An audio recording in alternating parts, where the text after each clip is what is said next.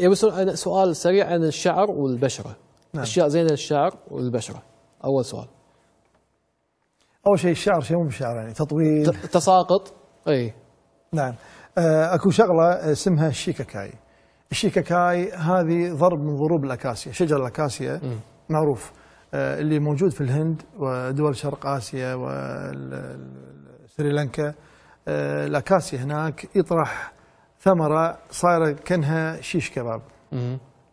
نفس الأكاسيا اللي عندنا هنا بس لون أصفر، هناك تشوفها شكلها كأنها شيش كباب كذي مرعص بيده.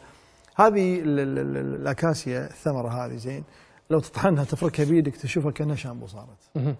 فأحيانا يستخدمونها، ولا تستغرب لو أقول لك أنا في أمريكا اللي يحبون الأشياء الطبيعية يستخدمون الشيكاكاي، يسمونها الشيكا، بودرة الشيكا كشامبو غسيل الشعر، ياخذون بس البودرة مع الماء ترغي تمام عجيبة.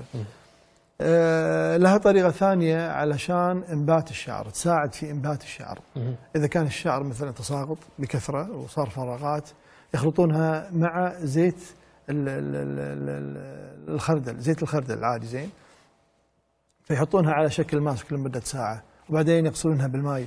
هذه تساعد على نمو الشعر وتساعد على إيقاف الشعر وتعطي لمعان للشعر. البشرة، نظارة البشرة. نظارة البشرة هي منتجات زبدة الشيا، اللي هي الشيا ياخذون منها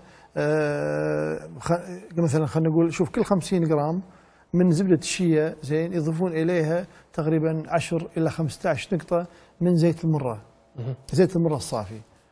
فهذا تصير على شكل كريم أو بالم، تنحط البشرة للترطيب لتسكين المسامات، بعدين سن بلوك طبيعي. هذا يعتبر كسن بلوك طبيعي ممتاز حتى للسواد الحالات حول العين. أنا أسويها على شكل لوشن، أسويها على شكل لوشن يعني جاهز. إيه الحين اللي حطيته ما تبين طالع بالشمس وما في ريحة ولا في لون. لا لا لا, لا. ما في ريحة ما في لون ما في هذا.